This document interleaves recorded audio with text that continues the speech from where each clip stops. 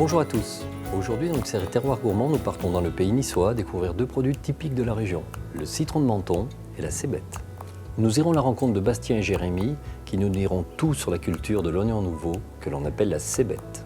Puis Laurent et Adrien nous amèneront sur les hauteurs de Menton, dans leur verger, pour récolter les citrons. Je vous laisse en compagnie de ceux qui font perdurer et évoluer ces beaux produits et je vous retrouve juste après pour une recette.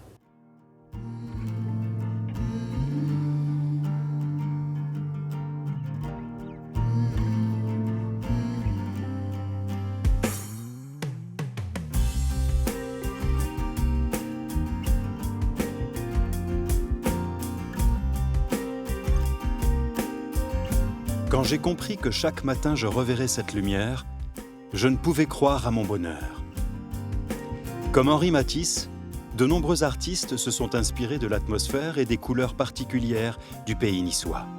Un petit miracle de contraste, situé aux confins des Alpes du Sud et du pays de la Botte, en plein cœur de la célèbre Côte d'Azur.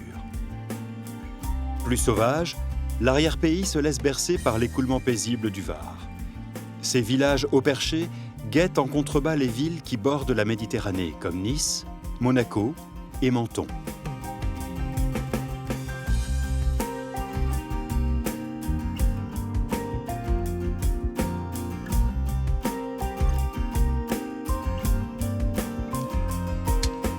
Au milieu de son verger, Laurent Ganac, un jardinier pas comme les autres, qui ne se défait jamais de son chapeau de paille, cultive un agrume à la peau jaune vif, parfumé et au jus sucré, le citron de Menton. Un peu plus loin, dans les terres, sur la commune de Gatière, Jérémy Vosa et Bastien Cavallotto sont amis depuis plus de 20 ans. Pour ces deux jeunes maraîchers, il est absolument nécessaire de produire dans le respect d'une agriculture biologique et diversifiée. Fraîchement installés depuis mai 2016, ils proposent près d'une quarantaine de fruits et légumes sur une centaine de variétés.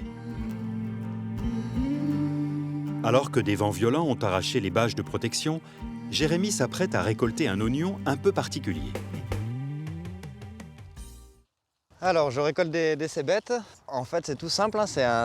C'est les gros oignons doux qu'on récolte en fait très tôt, comme s'ils étaient bébés. Donc là, il y a évidemment la racine, ce qui permet à la plante de s'alimenter dans le sol. Donc tout le bulbe, donc là c'est vraiment la partie la plus claire, c'est ici que se développera le gros oignon si on le laisse pousser à devenir un gros oignon, un oignon doux, après il y a toute cette partie là qui est tout à fait mangeable et après il y a toute la partie, toute la feuille qui est généralement pas consommée, ou je sais que ma grand-mère l'utilise tout le temps pour faire la soupe par exemple. Selon les régions, ce jeune oignon doux aux notes sucrées peut s'appeler cive, oignon d'Espagne, chiboule, ail fistuleux ou encore, comme ici, cébette. La variété que j'ai ici, qui est plantée ici en ce moment, c'est une variété qui vient vraiment d'ici, donc elle est originaire du Var. Il s'appelle l'oignon de Rebouillon, donc c'est une commune qui est dans le Var. Donc. Il y en a d'autres, je ne les connais pas forcément tous, mais il y a d'autres variétés qui le font. Pas tous les oignons ne peuvent être cultivés en cébette non plus, donc voilà. Je sais que le Rebouillon est très adapté à la culture en cébette, voilà. C'est quand même une culture qui est plutôt simple. Il faut évidemment du soleil, il faut du soleil et de l'eau, donc ça c'est plutôt simple à gérer pour nous. Il a fallu quasiment 4 années de recherche à Jérémy et Bastien pour trouver un terrain et donner naissance à leur exploitation, le champ des saveurs. Pour cette première année de lancement, charnière et fragile, le choix des variétés n'est pas anodin. Donc là on voit que c'est une plantation qui est très très très serrée. Donc évidemment, moi ce qui m'intéresse là, c'est de récupérer les bottes, de faire des bottes avec les cébettes qui ont commencé à grossir, pour laisser grossir, pour laisser la place aux autres. Et à terme, pouvoir laisser une ou deux cébettes comme ça pour réussir à obtenir un gros oignon blanc. Donc ça permet d'avoir deux produits différents avec la même culture. Voilà.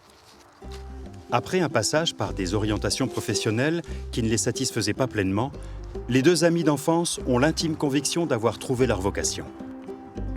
Non, la cébette, les oignons, épluchage, ouais, c'est une partie aussi du boulot, quoi.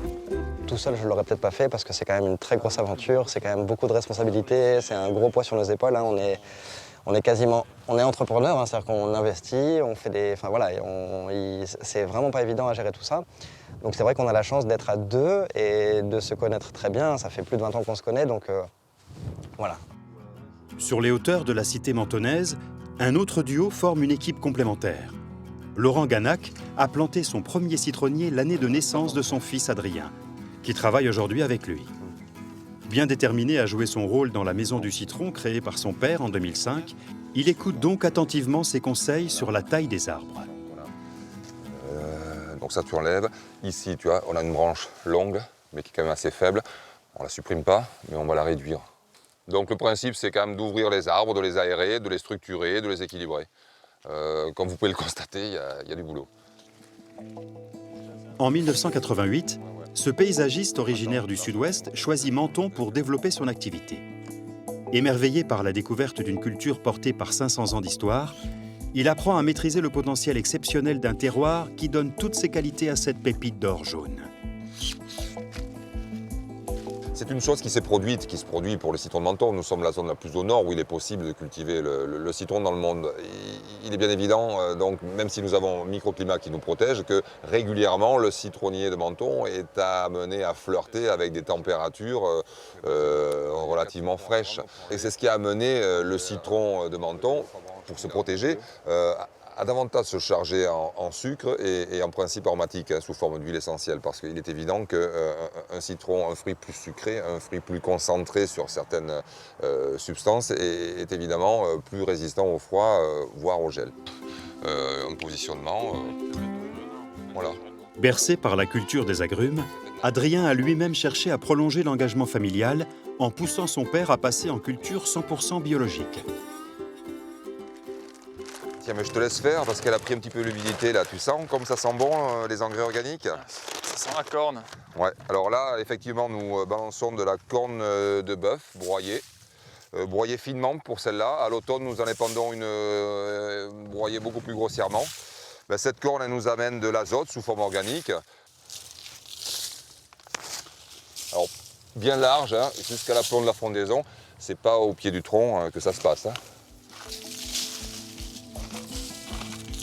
D'un point de vue personnel et éthique, rentrer dans le bio, c'est juste devenu une évidence. Il y avait tout ce que je pouvais raconter auparavant, mais aujourd'hui, ce que je raconte par rapport à nos options bio, ben voilà, tout est vérifiable par écrit. Voilà. La certification, ça sert à ça, valoriser, protéger. Ces valeurs résonnent aussi pour nos deux jeunes maraîchers, qui ont trouvé les moyens de faciliter la distribution de leurs produits bio et locaux. Voilà, on vous a préparé le panier, il est prêt. Alors qu'est-ce que vous avez mis de beau aujourd'hui? Alors vous avez, presque comme la semaine dernière, le brocoli, le chou rave, les radis, donc là il y en a 3 différents. Ah, c'est bête. Ah oui. Oh. Ce serait bête. Ça serait bête de louper les cébettes. Hop. Comme la semaine. Pour coller aux attentes de consommateurs désireux de gagner du temps, le Champ des Saveurs vend essentiellement par Internet. Chaque mardi, les clients peuvent venir retirer leur panier directement sur l'exploitation. Ce qui compte vraiment pour nous, c'est de faire des paniers pour les gens. C'est très pratique pour nous parce qu'on peut décider de leur mettre des produits de saison. On peut décider des quantités qui sont dedans. Donc ça, c'est vraiment, c'est plus simple à gérer qu'un marché ou des gens qui vont faire, par exemple, leur panier sur notre site internet directement. C'est eux qui confectionnent leur propre panier. On le fera à terme, je pense, mais c'est très compliqué à gérer, et ne serait-ce que pour savoir qu'est-ce qu'il faut qu'on plante. Les œufs, les pommes, les cébettes. On est bon. Et on est bon. On recrée du lien, hein, donc ça c'est très important aussi, c'est le fait de vendre des produits d'une exploitation en local, même sans forcément parler du biologique, hein, mais en local ça crée du lien, ça crée une dynamique. Afin de favoriser cette dynamique économique, en plus du drive sur l'exploitation, Jérémy et Bastien ont développé la livraison à domicile, au bureau ou en point relais.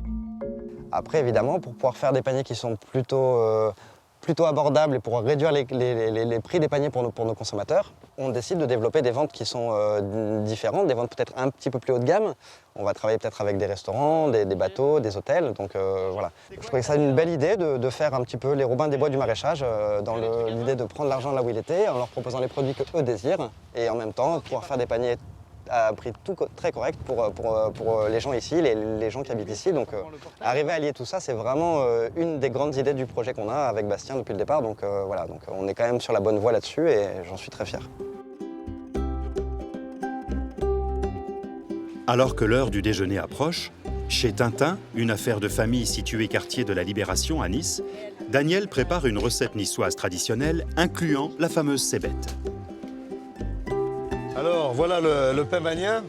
Comme son nom l'indique, à l'origine c'est un pain beignet, bien trempé, parce que dans les campagnes, on ne jetait pas le pain autrefois. Et le pain durcissait au bout d'un certain moment. Donc pour l'assouplir, on ouvrait un pain. C'était un pain de campagne qui était un peu plus gros que celui-ci, de cette manière.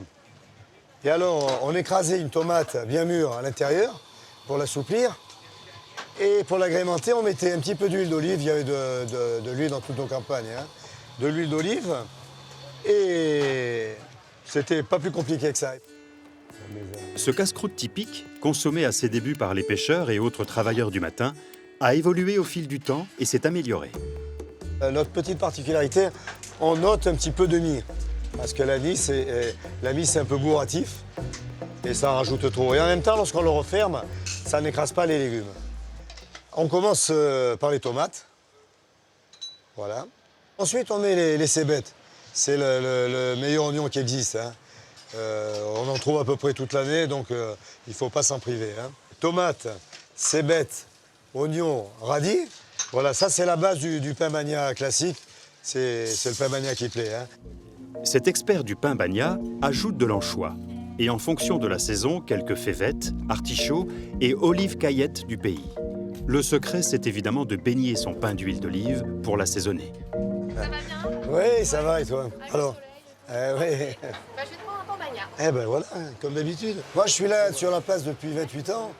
Et je peux vous dire que j'ai des clients qui reviennent depuis 28 ans. Le pain bagna, c'est quelque chose qui ne se démode pas, qui se modifie un petit peu avec le temps, mais les gens, les Niçois particulièrement, restent fidèles au pain bagna. Très apprécié localement, ce petit pain rond généreux est une opportunité gourmande de découvrir la cébette. Mais la pause attendra, car à l'ombre des citronniers, Laurent et Adrien s'activent à la récolte. Alors évidemment, un agrume, hein, mais alors a fortiori un citron, ne se récolte pas en tirant dessus. Hein. C'est pas comme les cerises. La récolte se fait nécessairement au sécateur, avec un sécateur simple ou un sécateur comme celui-ci, hein, qui permet de ramasser le fruit, de conserver le fruit.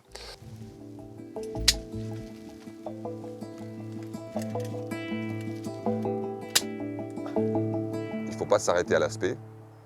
Il y a quelques clichés qui sont véhiculés à ce niveau-là qui n'ont pas lieu d'être. Hein. Le citron de Menton, il n'a pas nécessairement la peau cabossée, il n'a pas nécessairement la peau lisse, il n'est pas nécessairement un petit citron à jus, il n'est pas nécessairement un gros citron à peau épaisse.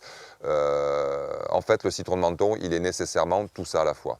C'est-à-dire que pour moi, la vraie spécificité du citron de Menton, c'est que sur un même arbre, vous avez 50 citrons, il peut ne pas y en avoir deux de pareils. En revanche, qu'il soit petit ou gros, avec une écorce plus ou moins épaisse, une des constantes donc, du citron de Menton, c'est cette écorce à peu près sans amertume. C'est vrai qu'en fonction de la saison, en fonction du fruit, de l'arbre, de l'épaisseur de l'écorce, justement, il peut y avoir des petits gradients dans cette absence d'amertume. Plus l'écorce est épaisse, effectivement, moins elle a d'amertume. Mais là, on est déjà sur quelque chose de tout à fait sympa. Et ça, c'est un vrai médicament.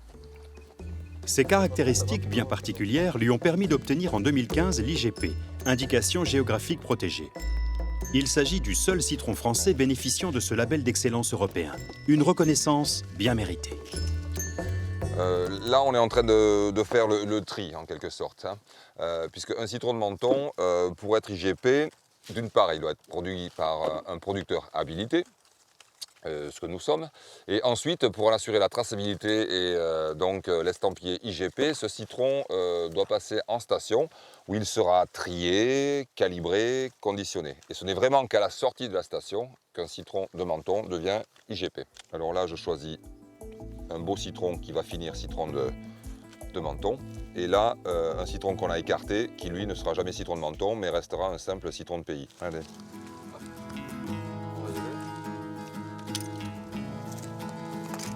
Ce fruit d'or se prête à toutes les métamorphoses pour le plus grand plaisir des gourmets et des chefs étoilés. Adrien livre justement la maison familiale au pays du citron. Fabrice? Salut Adrien. Ça va? Ça va et toi? Ouais, nickel. Bon, c'est ce qu'on a ramassé ce matin. Tu vas emmener des beaux citrons. Ah bah des bio, ils sont ultra frais là, ils ont quelques heures, ils sont encore vivants. Ils sont magnifiques. Depuis 10 ans, Fabrice Puech est fier de transformer le citron de Menton en création gourmande. Il a notamment eu l'idée de développer un limoncello au citron de Menton. Alors à la base, le limoncello, bien entendu, est une recette italienne. On entend bien dans le nom du produit. On a cherché à créer un produit identitaire autour du citron de Menton. Ça paraissait logique de faire du limoncello au citron de Menton. Cette liqueur sucrée à base d'ingrédients simples doit être préparée de façon méticuleuse. D'abord, il faut zester les citrons à la main, puis plonger les zestes dans un alcool de blé ou de betterave.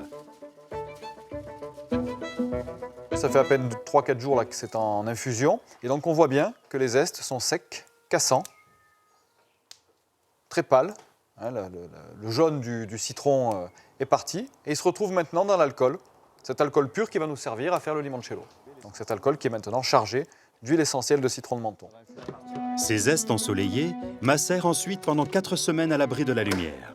Puis Fabrice ajoute du sirop de sucre et mélange le tout.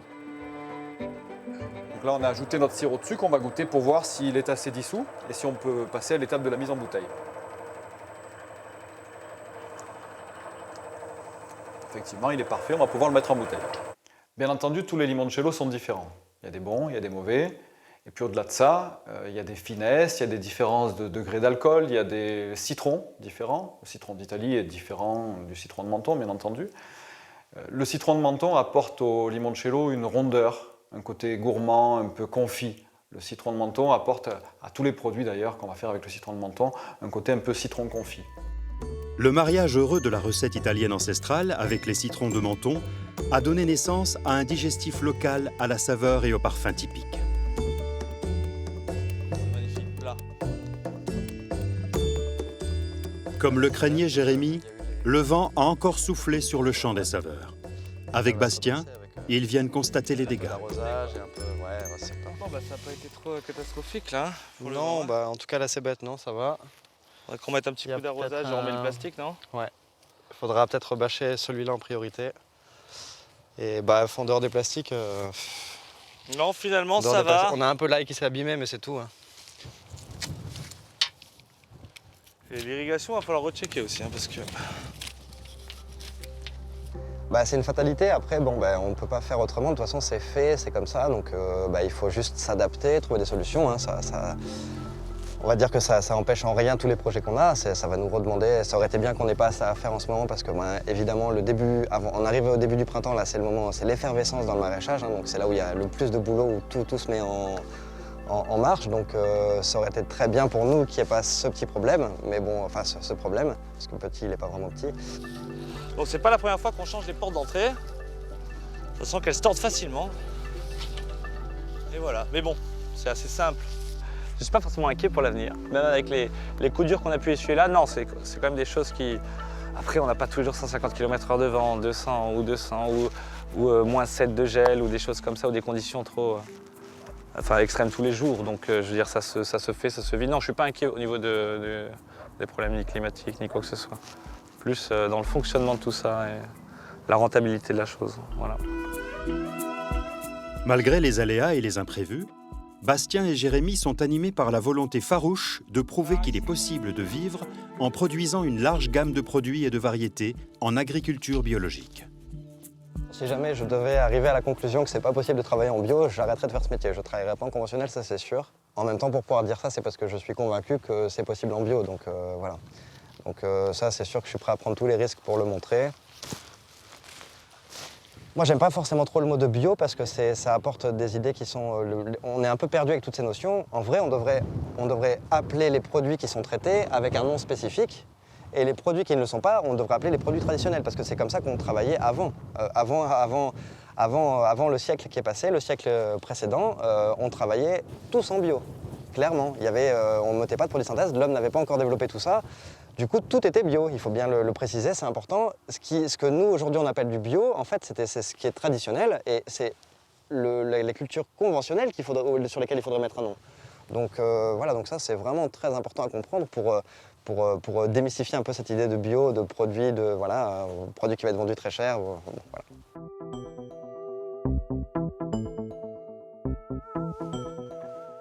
Prends le citronnier parce qu'après tout c'est chez toi. Le premier. Porté par les mêmes convictions que nos deux jeunes maraîchers, Adrien a l'ambition de planter 200 citronniers en culture biologique sur la toute nouvelle exploitation agricole qu'il vient d'acheter. Là, Là. voilà. On a l'emplacement. Mais de toute manière, même quand le chevelu est trop dense ou comme il est là, ce qu'il faut c'est en fait stresser la plante, tout ça on le déchire. Allez, c'est ton premier, vas-y. Allez, hop. Et en place. Dans quel sens? On l'ouvre. Voilà, la partie, on veut qu'il se développe par là, vers le sud, donc il ira toujours chercher la lumière. L'expérience, le savoir-faire et les conseils de son père constituent des bases solides pour Adrien, qui souhaite construire son nouvel atelier du citron afin d'agrandir l'exploitation. Et finalement, je suis la digne succession de mes parents, parce qu'entre un père qui est passionné de l'agriculture, de l'agromiculture, et une mère qui cuisine, finalement, je suis la combinaison des deux, où moi, je ne pouvais pas me satisfaire juste de récolter le fruit. J'avais envie d'aller plus loin et d'avoir mon propre laboratoire pour cuisiner mes fruits, mais préparer des confitures, des apéritifs ou même des liqueurs, des sirops. Il y a énormément de choses à faire, c'est ce qui est agréable et magique avec l'agrumes. Bon, ben, on l'a, le premier citronnier. Il est en place. Moins de 15 minutes. À 2. Non, parce qu'on a 500 à faire comme ça. Ça en fait des minutes, hein. Je suis très content parce que bon, moi je ne suis pas vieux, mais à mon âge, je n'ai plus l'énergie que je pouvais avoir à 25 ou 26 ans et que je retrouve dans Adrien. Donc c'est quoi l'accampagnage? Eh bien, si je BRF comme produit sur les travaux d'élagage de taille. Le citron de Menton, il y a une histoire, il y a une tradition, effectivement, il y a eu un âge d'or, il y a eu une période un petit peu de déclin, et finalement j'arrive sur une période où on redynamise la filière.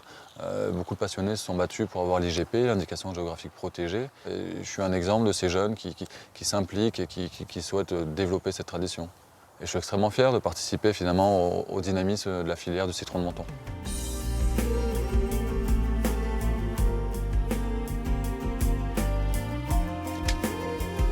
Adrien, Laurent, Jérémy et Bastien sont des militants dans l'âme. Ils sont fiers de préserver un terroir et ses produits d'exception selon des méthodes de culture approuvées par les anciens et qui se doivent d'être un exemple pour nos générations futures.